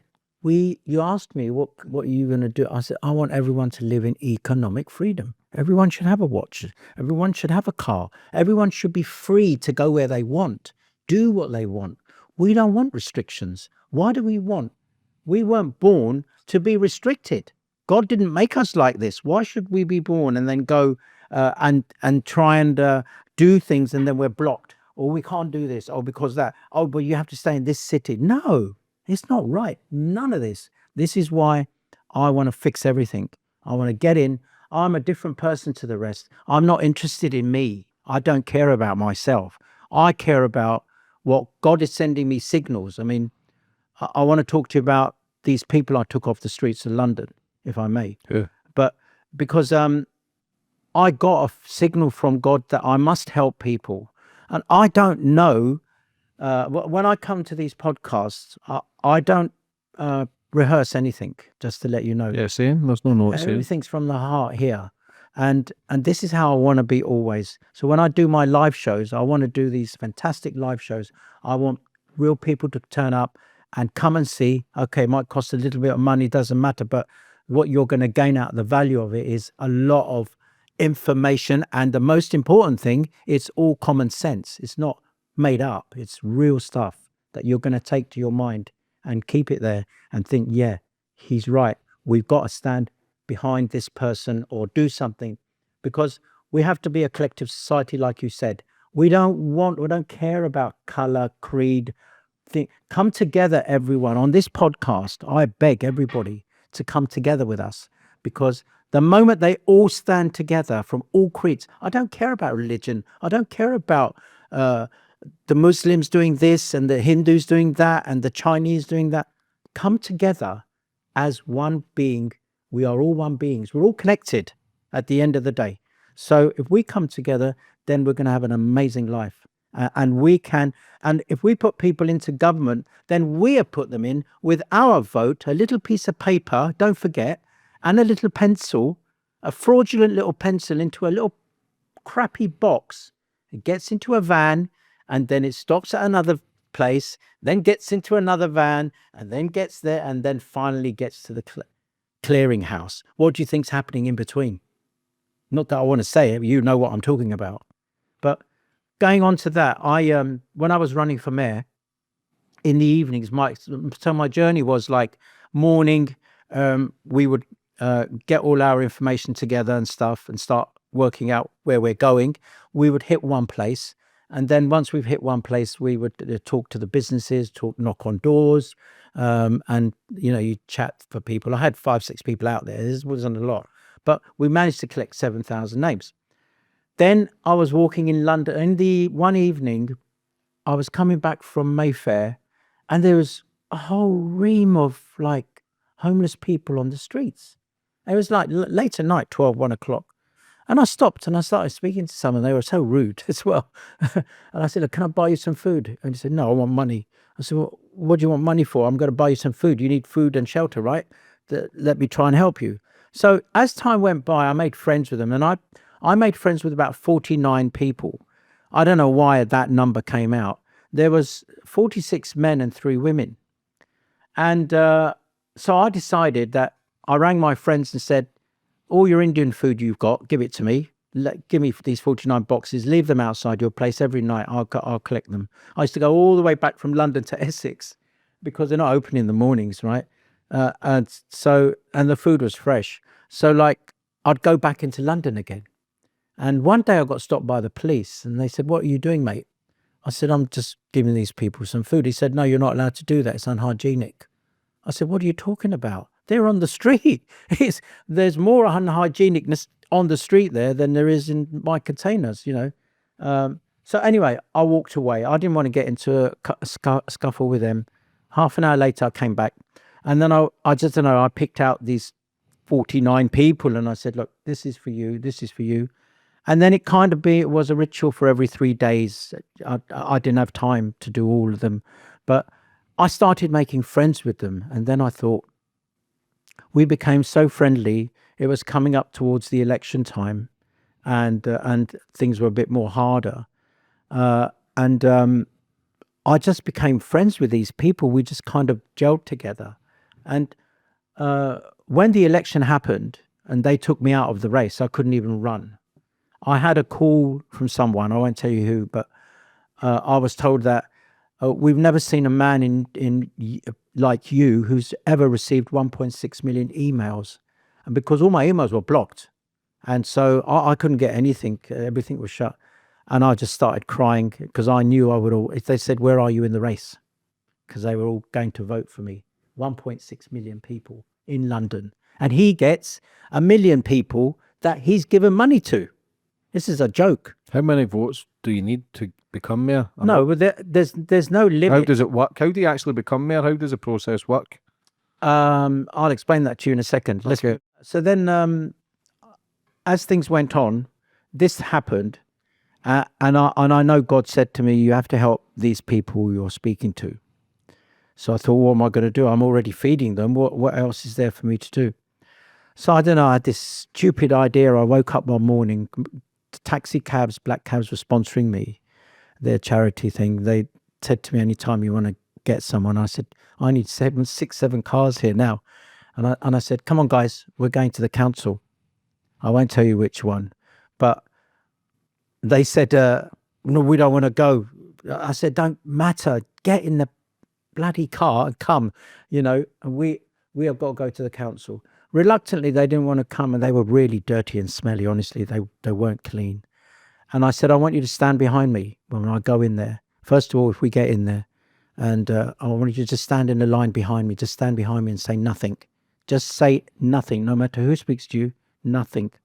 And they came in. They all stood behind me, like 6 in a row, going back, you know. And this lady barged in. And the security guard wouldn't let us in first. I said, "This is a council. We have to come in. We don't have guns or arms or anything." You know, she called the police cars. 6 police cars turned up and a couple with armed guns and stuff. And they must have thought there's a raid going to happen here or something. And this guy came in, what are they called? Inspectors or sergeants? Who's the highest one? Is it sergeant or inspector? Inspector, yeah. I'll never forget, he had his white shirt on, half sleeve, and all the decorations and stuff. And he walked in and he looked at me and I thought, "Oh shit." I said in my mind, "Oh my God, I'm going to get it now." He's going to arrest me, because he looked at me really bad. And then he looked at her and he put his arms, he said, What am I here for? What am I arresting him for? What's he done?" "Oh, he's breached the peace. He's brought these dirty, smelly people into our council. What do you think he's done? He's going to raid us. He's going to do all this stuff." I'm looking on the floor, and he shook his head and he looked up in the sky and he looked at her and he said, "If I ever hear you and your friends calling us again, I promise you I'll come and arrest you first. And we're going to go. You need to sort out your differences with this man. Clearly he's trying to do a job. He's trying to do our job." So I said, "Officer, can I please speak to the CEO?" I called the CEO. He wouldn't come downstairs. He eventually came, and I said, "You really need to get fired. You're earning £630,000 a year. You should be a disgrace. I'm going to call LBC, GB News, everybody out here now. If you don't resign, you resign today or tomorrow, the latest." He actually resigned the next day. 630,000, and he walks past there, seeing these people on the streets. You know, so one thing happened. Then she started to work with me. But what I want to tell you about it is so important, that once I started working with her, in 6 weeks, she got me 49 places for them to stay, studios, right? When they moved into that place, um, when they moved in, I went, knocked on the neighbors' doors and I said, who lived here before? Because there's not many letters and stuff. And they said, oh, no, somebody comes every day, clears all the letters. I said, what do you mean every day? He said, these places have been empty for 5 years, maybe more. There's no face, no space. They're empty in London, council properties. Why? Why are they empty in London where people are living in council property, genuine people paying taxes, husband and wife, 1-bedroom flat with 3 kids, one husband sleeping on the floor? What is this? And I thought, Shyam, shut your mouth. Just carry on with your job. So I got them. Then I applied for, what's that money you get every week? Income, no, what's it called? Income support, No. job seekers, No, the benefits. universal credit. Yeah. I managed to get them 750 universal credit each. 46 men, 3 women. And it brings tears to my eyes because it makes me cry. But I got them that. Then I had this brainwave. I went to certain stores and I said, I need some iPads because I want to put these people into work. And they said, oh, I've seen you before on social media. I said, oh, that's good. He said, what do you want? I said, I need about 49 iPads. And he said, don't worry. When we open on, when we got all the new stuff come in, turn up, I'll call you, come up that day and I'll give them to you. So I brought 3 of my friends with me. We went to the store and the door was shut and I was standing in the queue. He said, what are you doing in the queue? Come to the door. So I came to the door and he said, do you mind if I tell people what you've done? I said, no, because this is charity and charity begins with the word C and ends Y. And if I take one thing from it, as for me, then it's ruined everything. So he said, but you can have anything in the shop. I said, I don't want anything. I just want these. So I got them these pads. I got them 750 credit. I said to them, please do me one favor. You've not had money before. I understand. Your bills are paid for about 18 months. You can get on your feet. Just take 250, get a group of you, set up an account and put the money in. Today, they've got £85,000 in their bank account. Now they can start a business because they have the manpower. And they've been asking me to help them. And I said, I've done my job. I don't want to do any more. It's up to you now. You do this. Khan gets a knighthood for all the years of knife crime, gun crime, killings, robberies, everything else. And I didn't get a cent on it because it came from here. You don't always have to do that. But here's the hypocrisy of this life. Properties are all empty. People could have been living in them. Why were they left empty? So that means that all the other councils have the same issues, I think. This is why half of them are bankrupt as well. But this is the scumness of any government that's in power. They don't do anything because they don't have a clue how to do anything. Then during that journey, I went to see some gangs, these thugs. And I bought these vests, stab vests. And I took 3 of my friends with me. I said, come on, we're going to go and see them. I found out who they were. They were on the county lines and all that stuff. So, and I know all about that stuff because there was a girl called Diane Latiker I met in America. We made friends. She was a friend of a friend. She's a CNN hero. You can look her up. And she has eradicated North Chicago's gun crime, 80%. She's taken her time, but she's done it. And I said to her, you need to come to London and help us with the knife issue. We've got a real problem. I found these guys and they were in balaclavas. There was 5 of them. They were big guys. The black guys, they were huge, And I stood like far away and I said to my friends, come on, you have to come with me. Oh no, we're not going near there. We'll sit in the car. I said, what, you want me to get hurt and you're just going to sit here? This is becoming a movie, So I went there and I'm praying to God. And they said, what do you want? I said, I want to speak to you about what's going on in our country. You know what's happening with people robbing phones and all this stuff. He said, and what? I said, the fact that you said, and what, you know what I'm talking about, so let's talk. So we argued for about 20 minutes. And I said, look, I'll take my stab vest off. I've got a vest on here. I don't mind. You stab me, whatever, I don't care. But it'll be on your conscience. I'll take it off. You take off your balaclava and can we speak? After a while, he said, "You've got 5 minutes." 5 minutes became 45 minutes. And I stood talking to them, and I learnt so much about our country, our city, what's really happening with these thugs. They are also fed up that they're not getting things, they're not seeing things done, so they go out robbing. I said, but that's the wrong attitude. I said, if I become mayor, you come to my office, I will get you into a job where you stop all of this for us, because we need it stopped. We can't operate in our country like this. This is not right. But I didn't get in. So How hard is it to become mayor? What do you need? Do you need obviously the you said, funding? right. You need the funding, you need the backing, you need the votes, but how hard is it to be? Listen, for being an outsider, having a clean heart ain't going to get you there. As sad as it is, and I'm got to be a realist, and I'm all for anything can be achieved, but to get to that level and get to that level of power, you've got to dance to their tune. Yes. But how would, as far as I know, how would it be possible to get involved?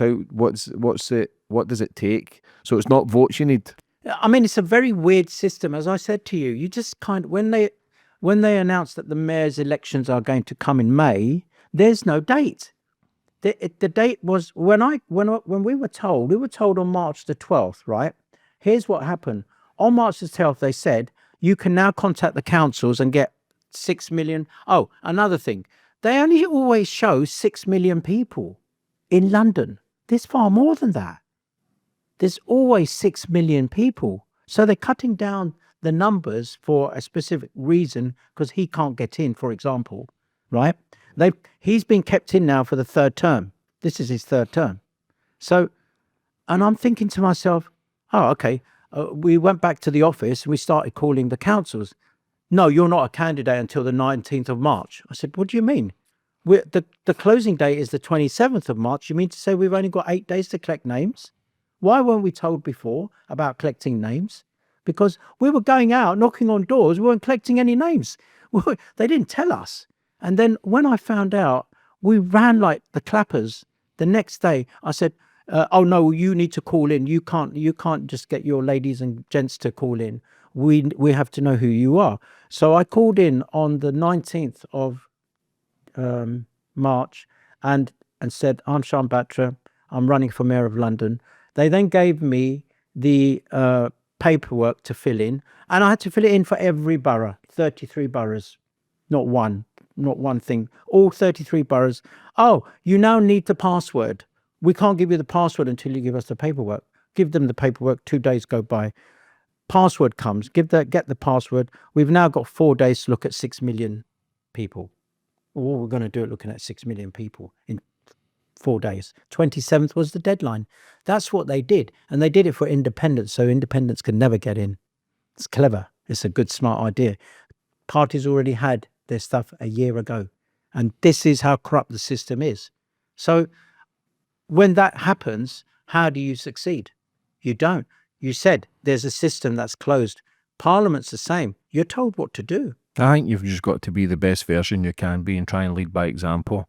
I'm trying my best. I mean, I'm pouring my heart out to people. Every time I get an Instagram follower, I say, thank you. I'm Shyam. Nice to meet you. It's just like, respect, shall we say. And it's important. I have learned one thing that, I mean, I didn't realize that it was corruption that was holding me back. And I should have really been more vocal and stuff. Look, there's many things you think about after the event. Yeah, but they could have still put me in the race if I was no threat. They put the others in the race, and Piers Corbyn as well. He got kicked out, Piers. And the other guy, I forgot his name, the other guy. Not sure.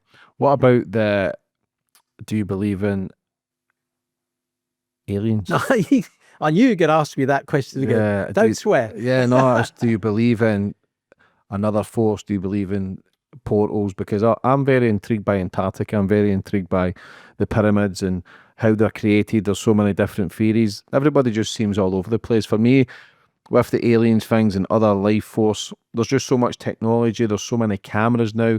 I've never seen any concrete evidence to say, yep, that's believable. Like everything seems to be from the 80s or the 60s, and I'm thinking there's so many cameras there. They say they've got over 10,000 cameras out of space, but yet nothing's concrete. Maybe is it just a big cover up? But I'm very open-minded to it. I hope there is another life force. Something's created a human being, and it seems we've certainly not came from a big bang. I don't think we've certainly not came from apes or whatever it is. I don't think No. the human body and the brain is so perfected that something special is created, and it looks like This is a special world we live in. yeah, Very, very special world. Has more things you can imagine. The one thing I've always said is, why has man been drilling oil, taking the minerals out? Because they must be doing something in this earth. the That's why they're frequency. there. Yeah, they've got all types of channels going on. You need to get me, and David Icke in a room. That's what we need to do, because I agree with certain things he says. He understands. I have met 2 aliens as well. Where Amsterdam, but were you high? no, I wasn't high. I don't drink and smoke. No, look, you asked me, do I believe in aliens? Answer is, I do. I believe in a life form that there is. If there are many creeds like us, but we're the same in the same planet, then there has to be many different life forms with it, which comes with animals, and there's all types of animals that you haven't even seen yet under the ground. There are layers of stuff under the ground. You're not allowed to go to Antarctica because in 1946 an agreement was reached with they call it the Alien Federation. Before 1946, there was horrendous amount of different beings coming here, and they have got a deal that they're not allowed to come out of that zone into our zone. They're not even allowed to fly in, because they've got many operative vehicles, okay, shall we say. And so Antarctica, if you're lucky enough to get down there, I've seen a video where a man has flown a plane through this tunnel, and this tunnel goes to another world. It looks like you think it's another world, still on our Earth, and the buildings, that the erections of these, I don't know what you call them, buildings, I would say, it's just outstanding. I've never seen anything like it. And like, I have to get you this video. It's really good. It's not long, but you just get this vision. I do believe that they're there, and I do believe a lot of them are around in our world. And under the agreements were made, a lot of them are like us, humanoid, but they live much longer. They think much differently. I mean, the people that I met came from Venus, and he was explaining to me how that planet is. It's a beautiful blue seas, and it's got, I don't know how to say it, like 3-4 layers of seas. I don't know, they're all different. But I couldn't grasp a lot of his mind, because I'm trying to say to my brain, he can't be an alien. There's no way he's an alien. He looks like a human being. And if I tell people, they're going to think I'm nuts. But you have to believe in certain things. How did you cross paths? Oh, there's a guy in The Hague. I used to go and do some work in The Hague for the human rights, because you have to go out there and explain and show your documents of what you've done in the countries. Like when we saved these ladies and stuff, we had to do that. And this is about my 3rd year now, so I can't remember. I met them beginning of that 3-4 years ago. But I said, when I walked in the doors, I said, OSHIT. I walked in because I saw this guy staring at me from far away, and I said, no, that can't be this guy. It was him and 2 other people he had, and then my friend who was introducing me, he knew them. I don't know from where, and he said to me, he already prepped me up and told me, and I said, I don't believe it. It cannot be true. It's not true. And when I got closer to him, he shook my hand, and I don't know, he penetrated my head, my eyes. Maybe he was trying to do telepathy. I don't know. But he said, you said, oh shit, didn't you, when you walked in the door? I said, how can you tell from all far away? He said, I can use telepathy. I know how to speak. And then we just spoke, and we went back to their house, met their father. Father is 400 years old. The stuff he was telling me about things that happened in the 1800s, I went back to research it, because I heard it all, and I couldn't record the conversations. Not what I'm there for. And I certainly wasn't doing this stuff. So when I went back, it was absolutely spot on. And he was about, I don't know, 100, 200 years old, but tall guy, blonde hair, amazing eyes. eyes that kind of like, I don't know, you could communicate with the eyes. That, I don't know. But I just felt completely shocked because I thought this is all BS. I spoke to my friend. I said, "Are you mad?" He said, these beings are here. They are intermingling, and there's been going on for a long time. They were captured on some thing. They came into this planet by mistake. So why would they speak to you? Because he's a friend of mine, and I was always intrigued with aliens as well. You know, I wanted to know about. I said, "Is this? Are you really serious?" I said, "You're not BSing me, are you?" He said, "No, I promise you. Come." He was in a club, a club that I was in, that we met, like a diplomatic club thing, and we got friendly. And then I was in that area, so I rang him, and he said, "Well, why don't you come and meet us?" And I said, "Okay." Did they give you any knowledge for the future, the past?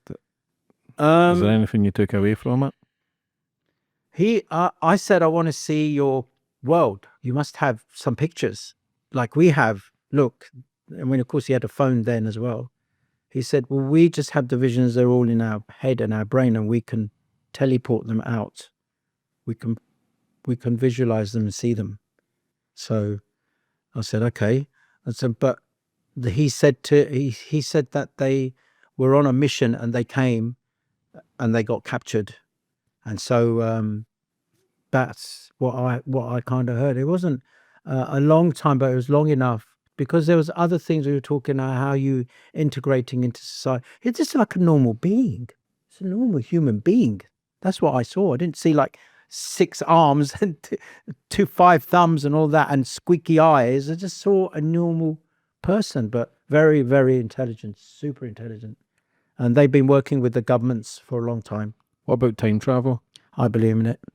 But even when you look at, I keep saying it, but when you look at Elon Musk and Bezos and Zuckerberg, they're all alien. They've kind of got, well, I don't know what Yeah, I an alien know. looks like, but they've got the Get that? features Yes, of yes.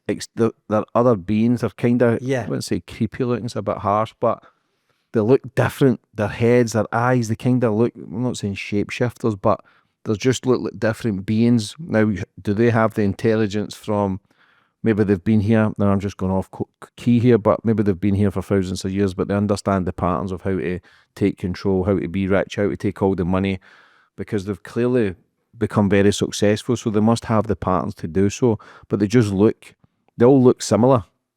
Yeah, I mean, that guy was saying that there was no thing called money in their place. They didn't have this. They just had things. It's weird, but I get what you're saying because, like, he's Musk, weird. I mean, Zuckerberg, complete. I don't know. I don't understand this guy. He looks completely weird.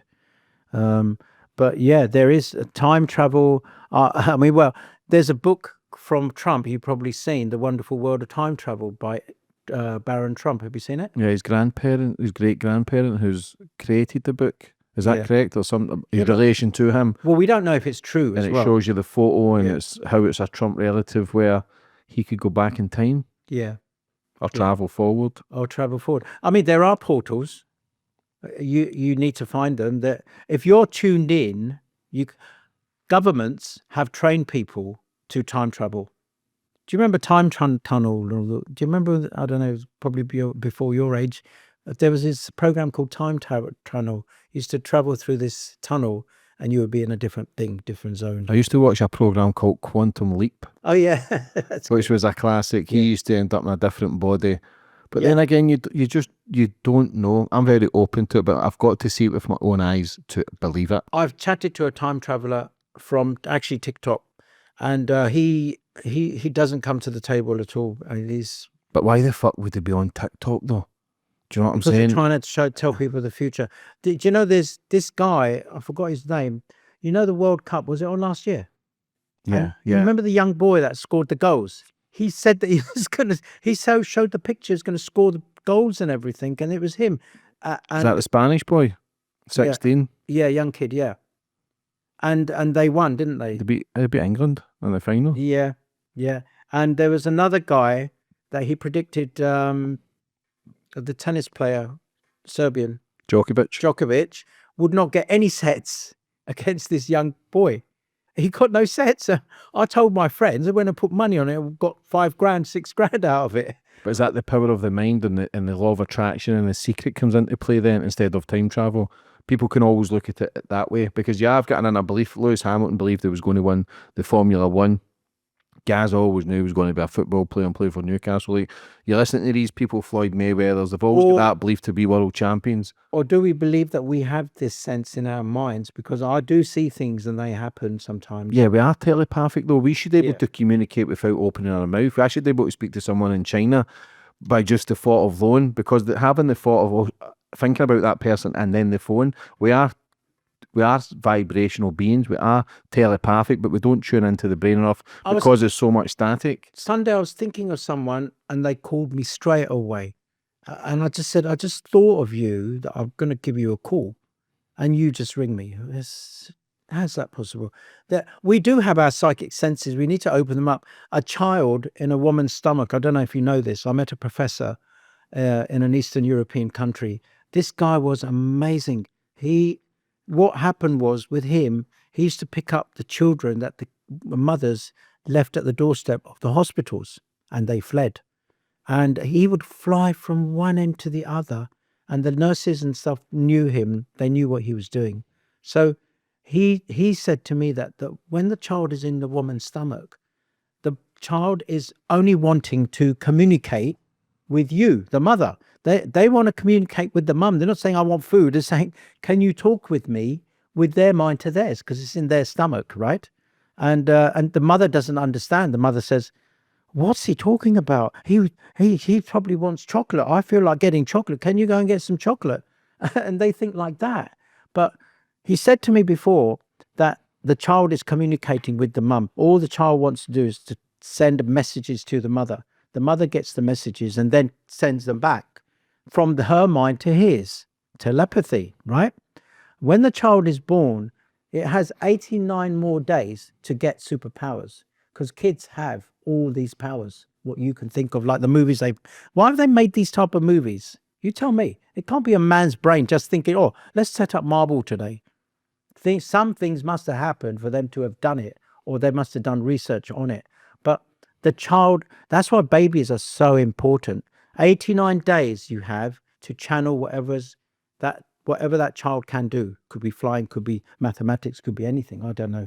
But he took me to his place. He had, I don't know, I've never seen so many nurses in my life. Some ladies, they're all ladies and men. And these kids were like just hovering around and doing all types of things. A 7-year-old girl, 17 languages. I can't grasp that. 17 languages she can speak. So the mind of man can conceive, achieve, and mind of man can conceive, believe, and achieve. Yeah, anything that's possible. But you can tap into the brain to become who you want to be. Like I say, with the Matrix, and they're all computerized to learn karate, to fight, to be street fighters or whatever. Yes. You can learn to be anything. We just don't do it because we're lazy. But if you look into that Mandela effect, for people who don't know and are watching or listening, look into the Mandela effect, where you think it's concrete what you believe something was, but the names have changed or whatever. They say that's when people time travel, and it fucks up with the frequency, where things then put changes in the patterns of what you actually believed, and it is actually totally different. Like, it's mind-blowing to some of the things that you actually read in the Mandela effect that you thought, nah, that's not true, and then that's true, and then you look at it and it's been changed. Do you believe in it? There's certain things I do believe in, certain things I don't, but I don't know. I've been thinking I was 100% right in certain things and I've been wrong, and I've thought in certain things I was wrong and it became right. So it's just staying open-minded. I don't have all the answers, and I'll always never say close your mind. Unless I see it with my own eyes, then I'll always be a conspiracy theory. I'll always be skeptical. But as children know, as any being knows on this planet, everybody knows right from wrong. It's just certain programming, certain conditioning to make you who you are today, and this is where we are in the world. I believe we can live longer, a lot longer. This guy was telling me that, similar to what you just said, your body is programmed. And there's a guy in Australia, I forgot his name, I don't know, and I do have his video somewhere, but he says there's a reset button in your body that can change your whole matrix. And the way technology is going today, There's somebody that has. I'll send you this video. It's only on WhatsApp. I can't move it anywhere. But this video is like a shower booth, and the computer's talking to you and saying, "What do you want to look like today? What do you need to be done in your how long do you want to live from 0 to 1,500 years?" And this guy I found out in the Philippines, I think, they're building these machines that are actually going to do it. They're going to charge £10 million for people to use it to live longer and change their features, their body. But you look at Limitless, the movie Limitless, Yeah, when the pill. the pill, when it opened up the mind to Yeah. from 6% to like 75% or Yeah. whatever it is. It's tapping into the mind and understanding it. We don't understand that. We don't understand the program and the machine that's in there, the muscle, whatever you call it. But Yeah. there's just so much of it, and because the world is so fast paced, we're just caught up in the system where even when we talk about it now, we'll still crack on with our day, be on social media, make phone calls, radiation from the phones, signals from charging your phone and walking out next to all the fumes and eating shit food and drinking shit water Yeah. that's poisoned. Like, even though we talk about it, we're Yeah. still miles off from tapping into it, Yeah. I believe, because there's a man in America, there was a Netflix documentary on him where he was reversing his age. Yeah. Where he looks younger and he was fasting and eating all the right foods and Yeah. the skin was becoming better. We eat too much. The body can go 30 days without food for a reason, Yeah. but we're just so caught up in breakfast, lunch, dinner system. I'm working. very careful. I don't want to go to restaurant. I don't care fancy restaurants or not. I want to know what's going in my food, and I'm not going to see that in all these flashy restaurants and pay money and come out not full or anything. So I want to know what's going into my food. Either I cook it myself or I go to places that I know for years that their food is good. Because it's pointless. Like, I haven't aged for 15 years because it's my mind. Because I'm staying young. I say to myself every day, I'm staying young. I'm not growing old. I don't want to grow old. Why should I grow old? What's your plans for the future? Well, I want to run for Prime Minister, if not Mayor of London for sure. And I want to build this organization for our public. I want to do good stuff for them. And my goal at the ultimate end is to integrate people back into our society. Because I think, like you said, with the mechanisms that they're throwing out there, they're hoping one sticks and someone blows off. And then racism comes in or something comes in and clash happens and we start fighting again. And then there's smashing and police will be completely unable to do anything. Army, we don't even know if we have an army even. But I don't want to see any of this stuff. My plans for the future are to help our people, get them into economic freedom. I don't want anyone to be poor, basically. Why should anyone be poor? We can all have everything we want. And we're all working hard and smart, but systems are pushing us out. They're not working because they're all busted. Everything has to be done. I mean, NHS, we've got the best health service in the world, I think. America, people pay like $20,000 a year for their health, for a plan. What's all that? And then they're giving you drugs. The National Health Service should have been Natural Health Service, not what it is. Because if it expanded and they want people to live longer, then that's what they do. We all want to live longer, but I've just got this crazy feeling that I think that this particular government is helping in other people, other governments, amalgamating together to cut us short, to bring us down, and to give us all these horrible foods, which does decrease our health, our life, our lifespan. Like you said, all this rubbish. You go to the gym and what? You're putting stuff in your body you can't control. How are you going to survive? How are you going to be living for 100? I found a lady in Nigeria, I can't remember. She lives, I don't know, like a jungle, I don't know. She has exactly the same thing. She's 143 years old. So it does work. Here even. We don't need to be aliens in Japan or Venus or Uranus or whatever. But we can still live longer. And I think a lot of it is to do with stress and the motivation of your mind. they say that we're only using a portion of our brain. What about the rest? Do you see? Yeah. So Trying if you want to time travel, or transcendent, move yourself. There are yogis in India who are like 400 years old.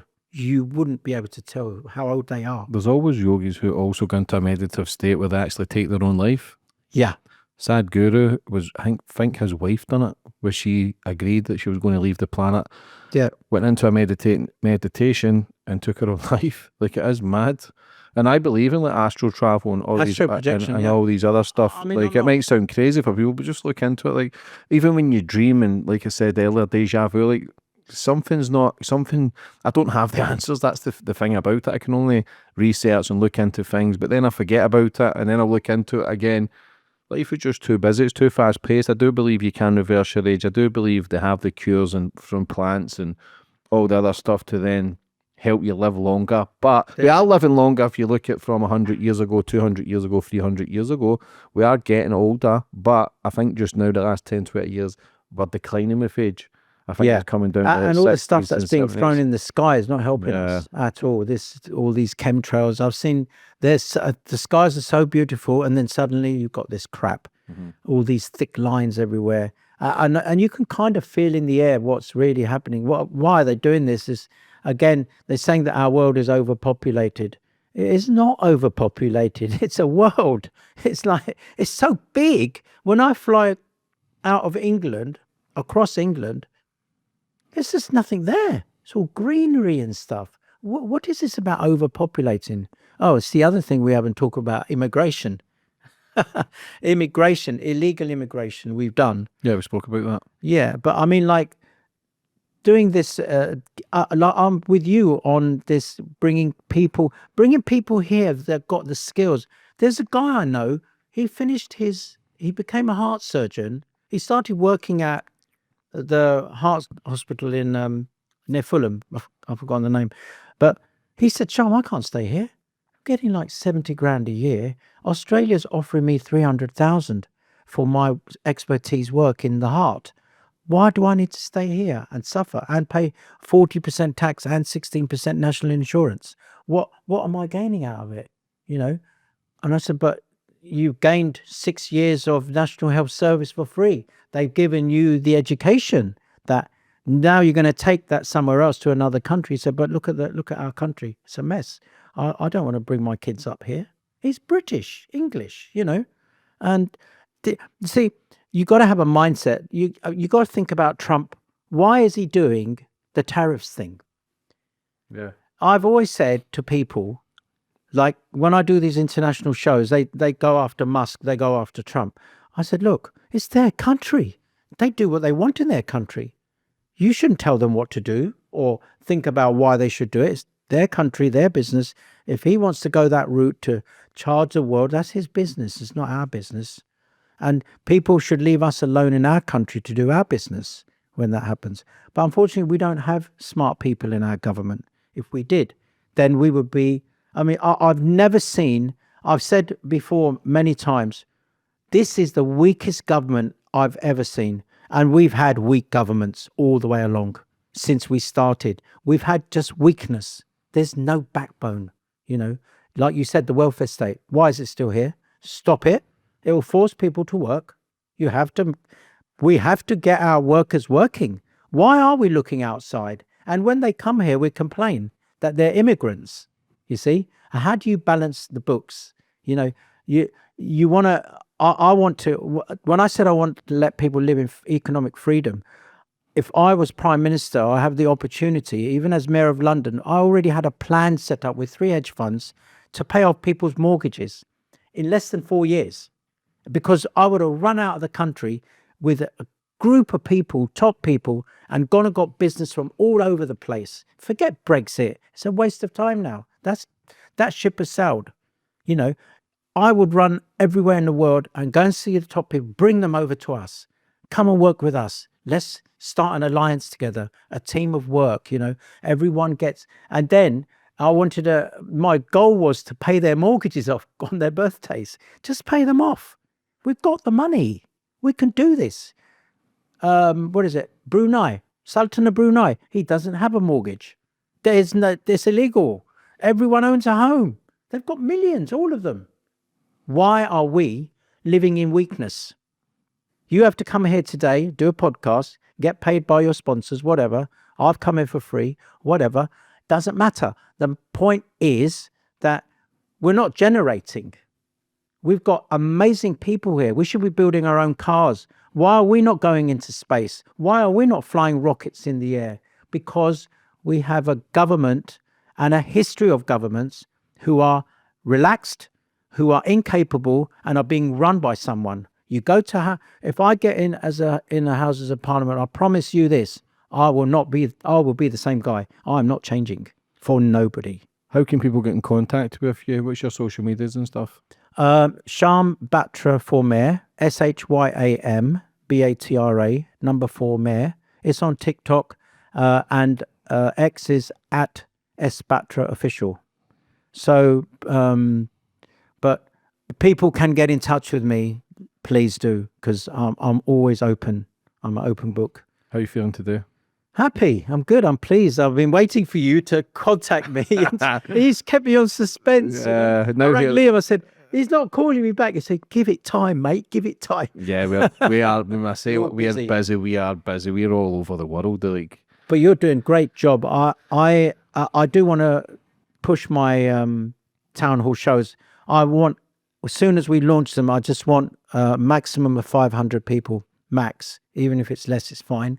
But I want to do these fantastic shows where people can do questions and answers, and they can talk to us, intermingle, and we have these lovely teapots and proper tea, proper coffee, and make it very elegant. I want to do something nice for people as well, so they come and they like, and their kids after the age of 16 can come with them for free. Yeah, why not? Brother, would you like to finish up on anything else? No, I mean, I think we've covered quite a lot, but I mean, we have to fix our country. This place has to be done. We can't sit back like this. I'm not saying to people, jump up and down and start fighting. We have to come together as a collective union and say to the public, you guys, us, let's all come together. Doesn't matter if we're black, white, or Chinese. What matters is that let's put our brains together, bring business in, make money for ourselves as well, and not let us go into any 15-minute city. That is a complete no-no, a complete objection. We have to protect ourselves. How else are we going to do it? Thank you, brother. Listen, I wish you all the best for the future. Thank you. Thanks for coming on today, and take care. Take care. Thanks.